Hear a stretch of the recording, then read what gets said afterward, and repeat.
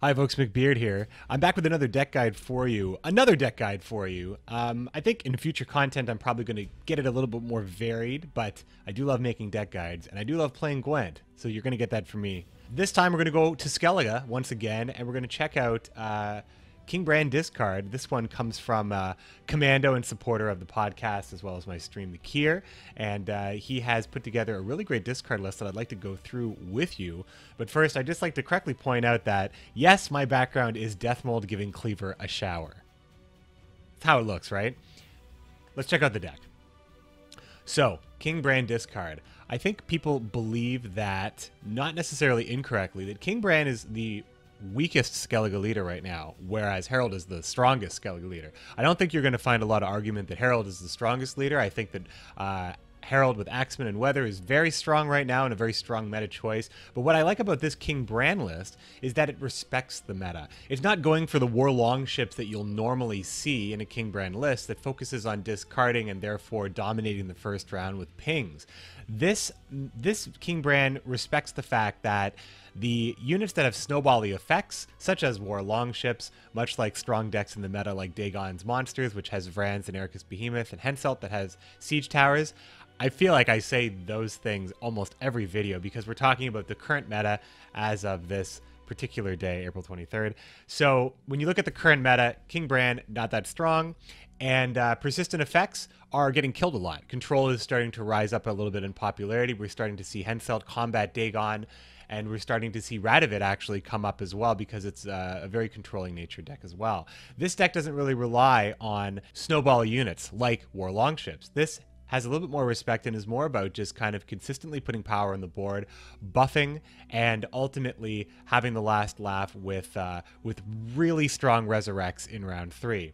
So first of all, King Bran himself likely is going into the deck to discard your Ancrate Raiders, which automatically come out onto the battlefield when discard, and Morkvarg, which also will come out, although he'll come out at about 4. So they all come out, making a row of 12. And that is the ideal situation, but sometimes you draw a hand that has 3 pirates in it, and maybe it has 2 medics in it, and maybe you have to mulligan away stuff and you have to keep raiders in your hand. The good news is Ermion's going to probably bail you out. Bad news is it's not the most optimal way to use King Bran. What do you do when you get stuck in that position? You actually have these great utility bronzes in your deck that you don't mind having in the graveyard, thus you don't mind running your priestesses in round 1, as you can always draw out stuff like your Tartarok Armorsmith, your Clan Brockvar Archer, and your Raging Berserker. These cards can come right out of the graveyard if you need them to, in a pinch if you need to discard with Bran. So your medics can be active and doing things in round 1, and you actually can set up and hopefully win round 1. King Bran does really well when he wins in round 1. It also respects the meta with Manticore Venom. A lot of things need to be removed at 4, and 4 will do the trick. And also Wild Boar of the Sea is a strong removal card. Remove stuff early before it gets out of control. You're more likely to win the round. Coral is very strong right now as well. One-sided weather effects in a meta where buffed units are king. Coral will definitely help. Decoy is very good. There's a lot of cards you want to decoy, such as King of Beggars, who is usually pulling out a Priestess of Freya whenever he comes down, but every now and then we'll pull out Sigurd Rifa if you need it. And from there on, it can be just very random based on what you draw. Udalryk is a really strong card. You probably don't mind decoying him. If there's only one card in your opponent's graveyard, you know that Udalryk will pull it, and you can use that to your advantage a lot. Sometimes he's a little RNG, and you may just kind of get some crap out of their graveyard. But he's really strong because his range is so wide based on what you can pull out of your opponent's graveyard. So I really like Udalryk. Great decoy target, obviously. Great Sigurd Rifa target. And Sigurd Rifa also has a great target in King of Beggars as well, especially in the last round, if you can make it work. If you manage to not draw too many priestesses, you can play Sigurd Rifa into King of Beggars, into Priestess of Freya, into something like Raging Bear, which would be growing in your graveyard if you manage to get it out on round 1. Doesn't always happen, but you have a lot of cool options, and every game is different considering all the one-of bronzes. So let's take this deck into a game, and we'll see how it performs. Dagon, okay. Sit at my table, and let's drink. So Dagon can be tricky, as Dagon's list is very hard to beat. Although it's one situation where Igni's definitely going to get value, I think. So we'll pitch a pirate. Easy choice here.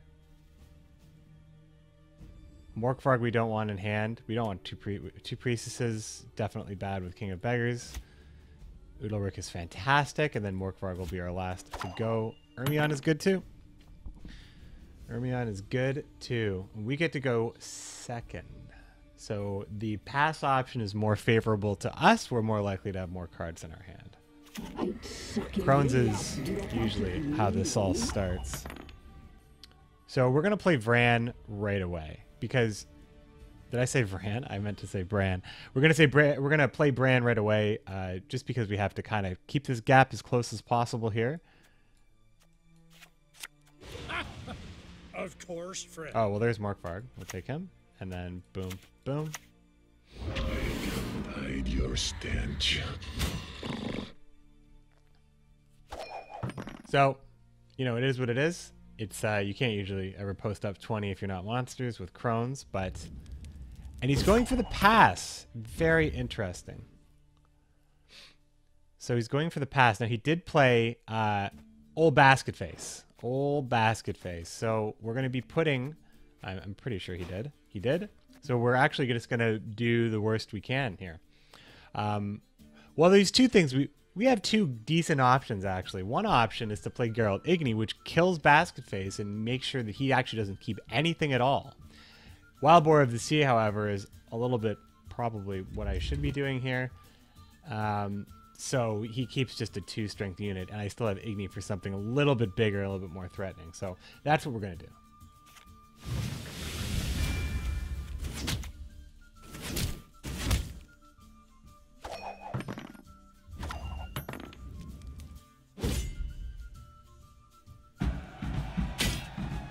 Now we're going to have to get to work on Morkvarg right away. We don't want him to die on us. You're not going to die on me, Morkvarg. Hide your stench.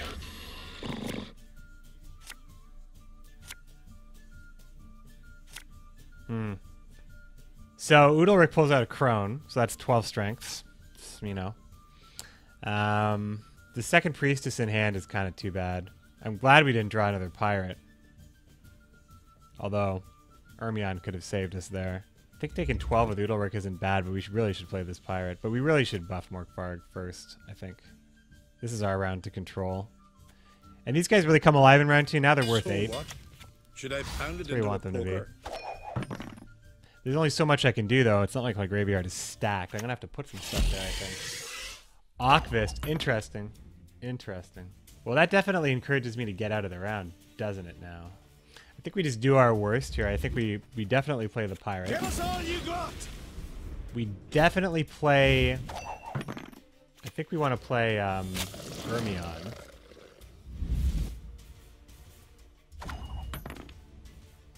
Can't be having that going off. And his later round is probably much better. This is an interesting version of Dagon right here. Do I care if he gets another turn? I sure do. I sure do. I'm gonna actually get out. I'm gonna get out of it.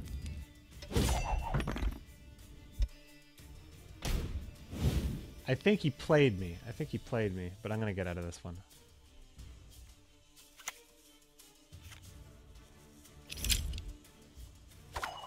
He went down a card to do that. At 5? Locking Morkvarg at 5? What is he doing now? Oh, he's making for a huge keep.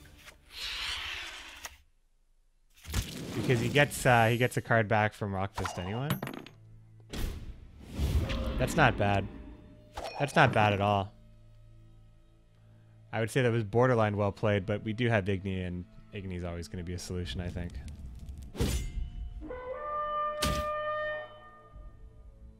So he gave up potential card advantage to keep that and to lock Morkvarg, who is only at 5. But I wonder why. I wonder if Morkvarg was posing a threat to him in some way. I don't think so. Can't think of anything. Can't think of anything that would make sense, that is.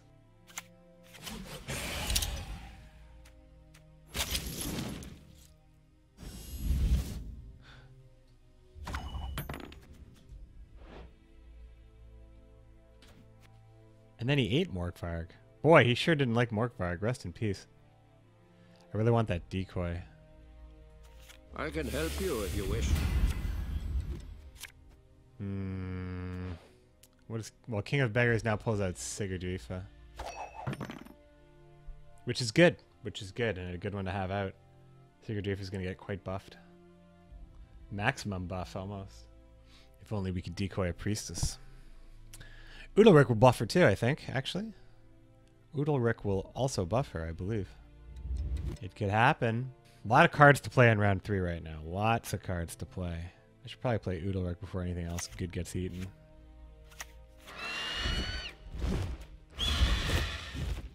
I wonder what that one was. Was that the Raging Berserker? Oh, that's like I care about that card the least, man. The least. But maybe I draw it with Udalric now. Wouldn't that be funny? The gods won't be pleased. Decent, decent. Not bad. Not bad at all. 17-point card is not bad, I would say. It is not bad. Now, this strength might get locked in by Kayran. It might. I may never get to Igni it. Which is the cold hard truth when it comes to monster decks. Sometimes you just can't do it because Kayran. But I have a feeling I'm going to just rip my whole graveyard out of the... It's just all coming out. And what's this? See, there's really nothing... Like, it's... I guess if he wants to weather me, yeah, that would be a problem. That would be a problem, for sure. No one escapes. Got it? The goddess protect you from all evil. Ah, there's nothing to bring back now. So what? Should I pound it into a poker? Don't really know. I don't really know where to put that one. It's time. I got my decoy, maybe. No. Not so lucky. Giving me Avalok in round 3, though. Risky, risky. I have nothing to... I'm going to run out of res targets. We serve her who is virgin, mother, and crone. Pirate may actually be legit... a legit place to place all the buffs because it is Dagon. And I have a feeling that 16 strength is not staying on the range row. I've got this sneaking suspicion. He's playing around Igni, obviously, because everybody does. That doesn't, though. I'll take that. I'll take that biscuit.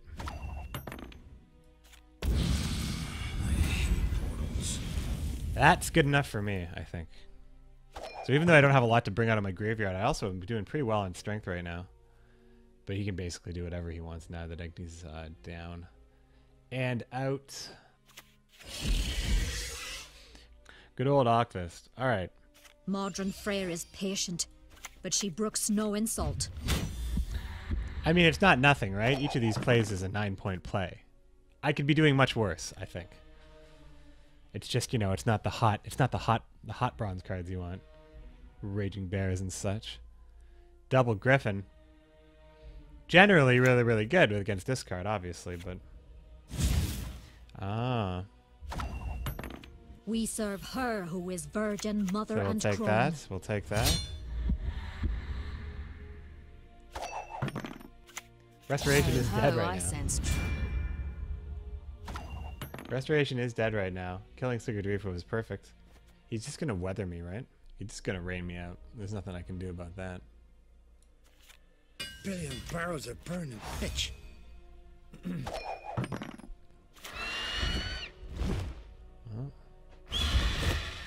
Resto was dead anyway, since he's not killing anything. Although I can kill something if he weathers me. I can actually kill something and bring it back. Crazy enough to work. So what? Should I pound it into Crazy a enough to work, maybe. The only thing I would bring back, though, is just a Shieldsmith, really, is the only option. If he, I imagine he's going to rain. He's going to play Kayran, and then he's going to rain. That's what I think is going to happen. But he could also Frost, and if he Frosts, that's actually not bad. I would kill Udalric to bring it back. But I think that would be my only prayer. But I'm so ahead on points, it might be good enough, but I lose a lot with the Frost. And if he doesn't Frost me now, then there's no way I can do it. Caretaker is a dead card. You'd think he'd kill something first and then try to do that, but that means that he, obviously, I guess he just has no way of doing that. I'll take full value for Manticore.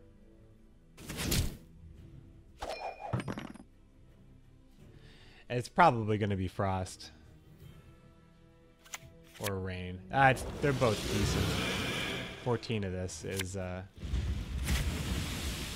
I wonder if that was actually in his favor or not. Well, Resto's dead.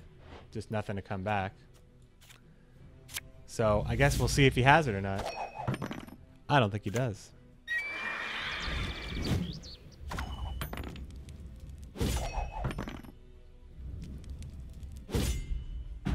We'll take that one.